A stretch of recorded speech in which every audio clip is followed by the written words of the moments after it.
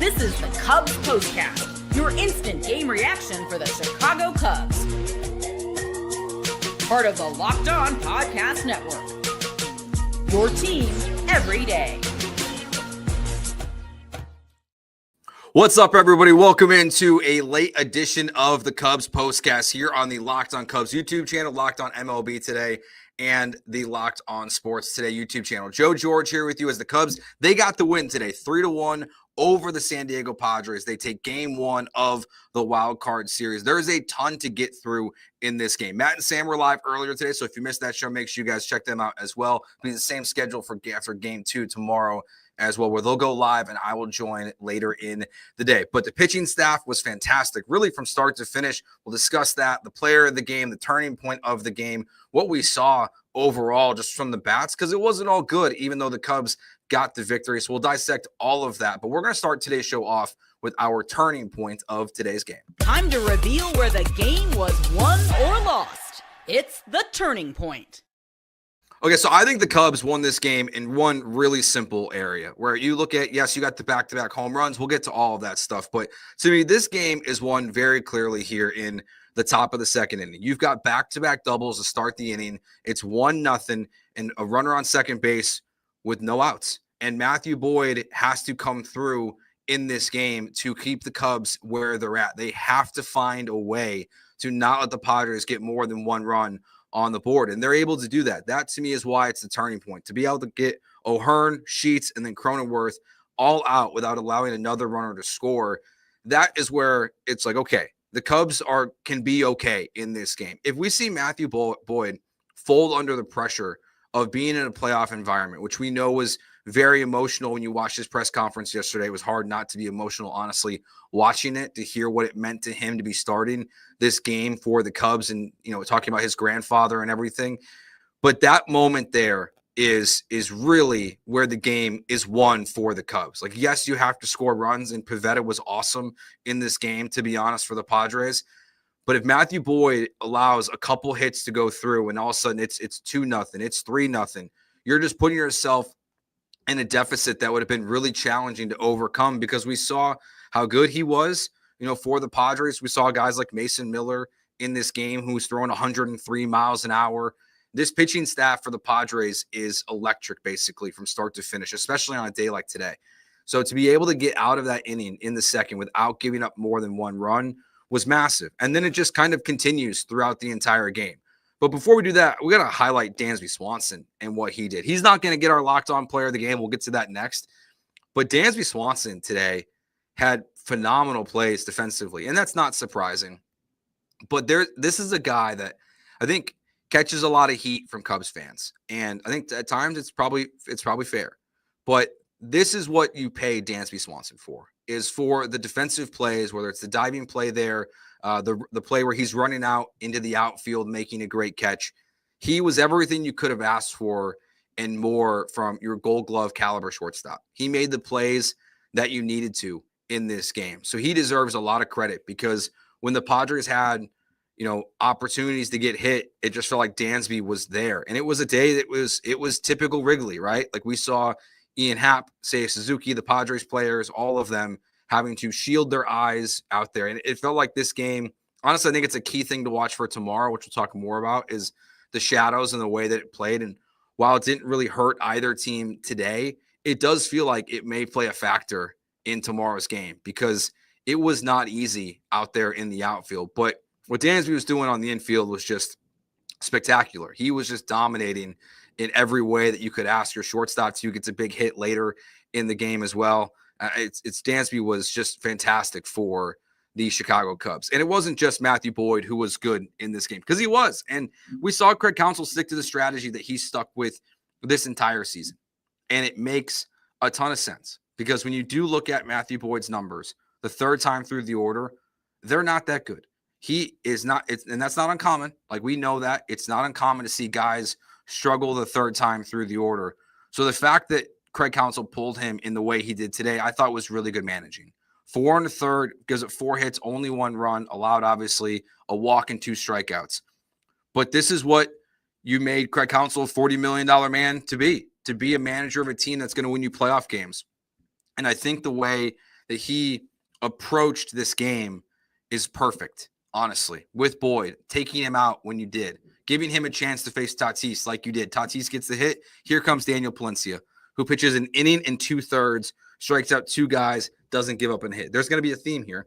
Drew Pomeranz doesn't give up a hit in his 1 inning. Andrew Kittredge, who was another guy who Cubs fans were not so sure about when they got him at the deadline, he also doesn't give up a hit. And then Keller comes in and shuts the door and gets the save. The bullpen was everything you could ask for and more. They were dominant in this game. In a game in which you're playing the Padres, who have a dominant bullpen, the Cubs bullpen was just as good. It is, I think it's the recipe for success at this point. Some combination of what we saw today with Palencia coming in, whether it's Pomeranz or Thielbar, and then handing it off to Kittredge and Keller. That, to me, is the recipe for success for the Cubs in the postseason. They shouldn't change, this plan at all. What we're seeing from Daniel Palencia is awesome. It's a guy that was struggling before he got hurt, and he was on point today, throwing 101 mile an hour, just gas right at the San Diego Padres. I like him a lot in this role, not just because it got shaky for sure again, but he looks just comfortable. He looks healthy, and using him in that situation is great. So if your pitcher gets you 6 innings, let's say Shota gets you 6 innings tomorrow, and you've got a lead, I would go Palencia or Thielbar or Pomeranz, just depending if it's a lefty matchup, it just depends on Thielbar or Pomeranz. If it's a righty heavy group, you're going with Palencia. Then you hand it off to Kittredge and you hand it off to Keller. And the Cubs can win playoff games that way. If you get this level of pitching, you can find a way to win baseball games, even when they're striking you out a ton, because the lineup wasn't perfect today. And we'll take our break here in a second and talk about that on the other side. But, we saw a level of performance that is really impressive. Going from a guy that no one really would have believed in before the season started in Pomeranz, and honestly Keller as well. I don't think there was high hopes of that. But Palencia, who started the year in the minors, was your closer for a majority of the season, has now been removed from that role in favor of Keller and Kittredge, who you got at the deadline. Like that's a W for Jed Hoyer, at least for today. In history right now, it's one game. History tells you it's a small history. There has never been a team that has won the wild card series in the 3 years that's existed that hasn't won the first game of the series. They're 12-0. The team that wins the first game is 12-0 in these 3-game wild card series. The Padres have to win the next 2 games to advance in the playoffs. So the Cubs definitely have the leg up in this one. And it was a great day. It was, and it looked incredible. I haven't had that much FOMO in my life in a very long time. Wrigley Field was bumping, it looked like. I mean, Dan says here in the chat, is there any better atmosphere than playoff Wrigley? I don't know. I don't think so. I mean, it's been – I think back to the World Series in 16 and being there for Game 3 and what that was like, and going to playoff games when I was younger and seeing this team. But, this is a fan base that's starved for playoff success, especially if you root for all the other Chicago teams.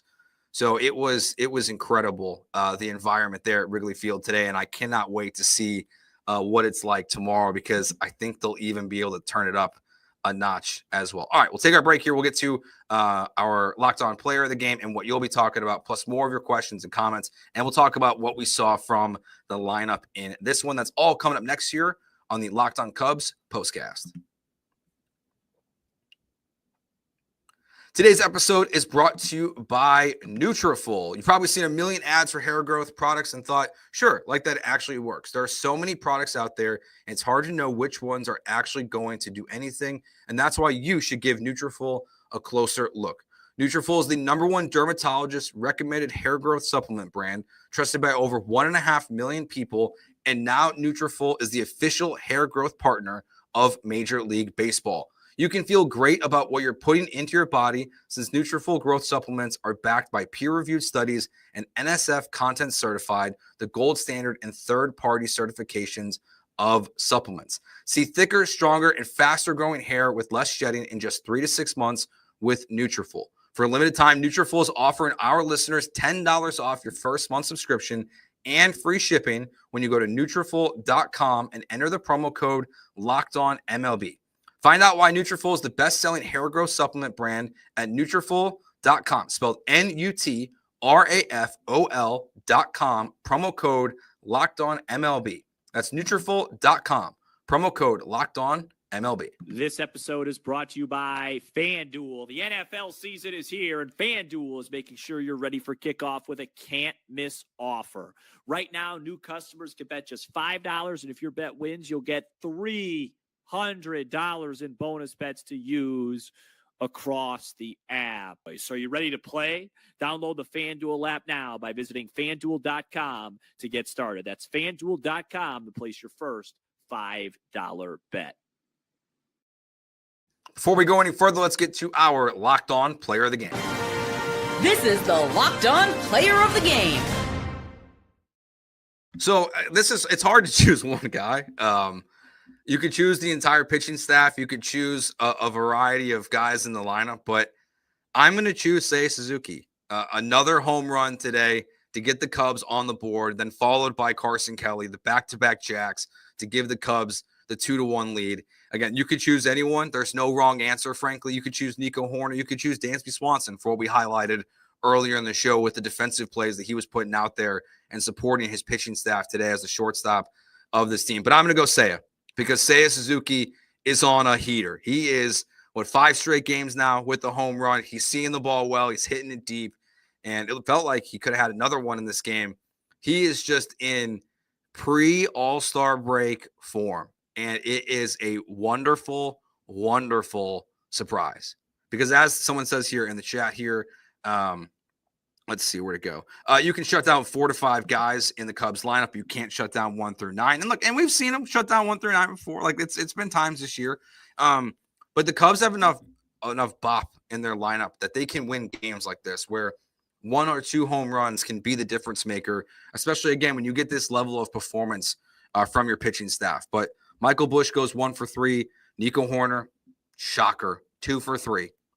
You put on Michael Busch, you bring up Nico Horner, a runner gets to third base on a bad throw, and all of a sudden here comes Nico Horner getting the sac fly to make it 3-1.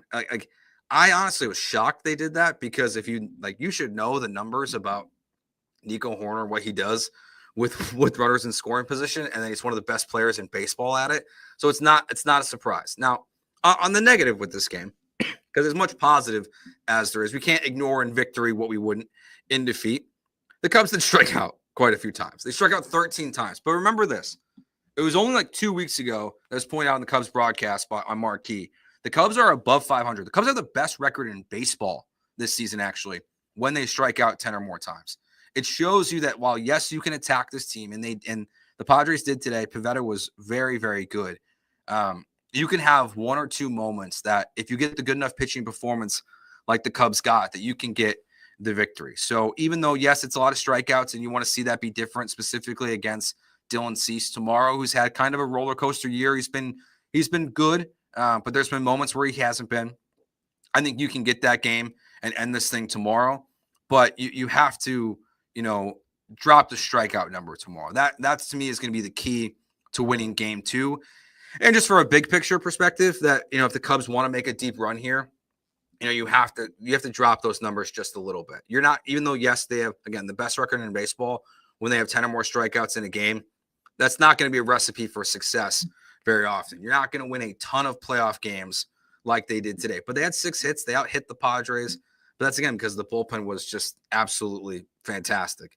Dan Wynn says Pete couldn't have been possibly more amped up. Yeah, I mean, he's definitely guilty, chasing the high stuff like crazy. And then Pivetta gets him with the nasty curveball low and inside. And that's kind of the book on Pete Crow-Armstrong. That's one thing for me for the rest of the postseason, however long it goes, is they're going to attack the Cubs pitchers, weaknesses at an extreme level, especially if you advance into a 5 and 7 game series where they really, really know your weaknesses. Pete Crow-Armstrong is going to have to do something he hasn't done all year, and that's be patient. He's going to get some. He's going to get a hold of some, and they're going to go very, very far at Wrigley Field or other places. But you really need to see him kind of, I think, dial it back just a little bit with chasing stuff, and that's a big ask. It's something we've been asking for all year, but it's just they're going to attack that pretty relentlessly, specifically that high fastball and the low curveball like we saw in the strikeout in the game against Pivetta. That's going to be where they're going to key on you. And yes, again, we've seen him golf out low and inside, very low and inside home runs, but would just rather him take it, especially because if they're going to be doing that stuff, like the thing with PCA is if he takes these pitches at all, he's more likely to get a fastball in the middle of the zone and be able to crank that thing. And if he gets a free base, we know what he can do. He can take second and third against these teams, and he can be a weapon for you on the base pass. So if you can get him going and try to avoid some of that stuff, that just adds to it. Kyle Tucker, obviously 0 for 3 on the day. I saw some stuff on social media about playing Ballesteros instead. We're not going to see that. Kyle Tucker is going to be in this lineup. And that would shock me. And I think he looks okay. I wouldn't say he looks great at the plate, but I think he looks serviceable. We did see, obviously, the rollover to first base. That's very typical of a Kyle Tucker struggle.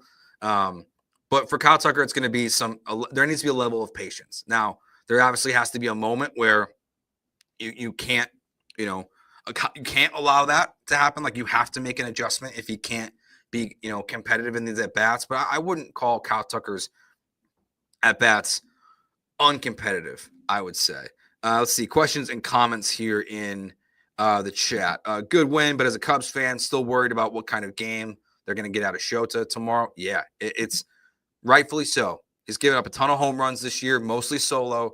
But this is a team in the Padres that they can bang, and they can hit bombs, and they can be a problem for the Cubs, and they can be a problem for Shota Imanaga. I know they've been talking a lot about his mechanics and trying to get those right because of how much he relies on them. But for the Cubs to win in Game 2, he's going to have to be not what he's been. That's a big ask too, but he's going to have to be, just not that. All right, before we wrap up here for this show today, let's get to what you'll be talking about after this win. This is what you'll be talking about. I think, honestly, like besides Game 2 and who's on the mound and how it's going to go and the Kyle Tucker conversation we just had in this one, I think the biggest thing the Cubs fans are feeling right now is just relief. First playoff win since 2018. Seeing them get this done today at Wrigley Field, as up and down as this season has been, it was awesome. Like I was telling my friends up here at my radio station, I was feeling nervous before this game, a feeling that we haven't gotten enough as Cubs fans. I already feel it for tomorrow as well, but it's only one game. Got to win at least one. You got to win one more to advance to take on the Milwaukee Brewers in the National League Division Series. But for today, it was awesome again to see Wrigley Field bumping like that and the way it was, how loud the crowd was, how full the stands were. All of that was incredible. And hopefully the Cubs can just get the W tomorrow. We can do another one of these shows around 6:15 tomorrow as well. And the Cubs will be advanced to the next round of the playoffs. So thank you guys for watching, for listening, as most of you have for all season. For our new listeners on the Locked On MLB channel today and Locked On Sports Today, thanks for hanging out with us here as well.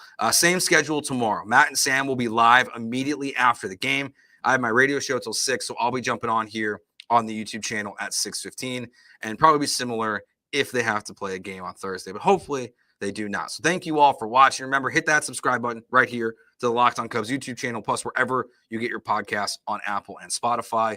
Go Cubs. Glad they got the victory, and they're back in the playoffs. We'll talk to you tomorrow after Game 2 of this series and hopefully a wild card clincher. Have a good one. Good night, and peace.